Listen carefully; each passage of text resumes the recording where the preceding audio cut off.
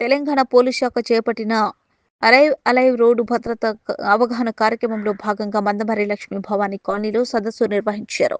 CI Shashidhar Reddy మాట్లాడుతూ helmet తప్పనిసరిగా ధరించాలని, అతివేగం, మద్యం సేవించి వాహనం నడపడం ప్రాణాంతకమని హెచ్చరించారు.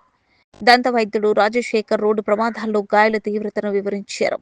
ప్రమాద బాధిత కుటుంబాలు తమ ఆవేదనను పంచుకోగా అనంతరం రోడ్డు భద్రత ప్రతిజ్ఞ చేపట్టారు.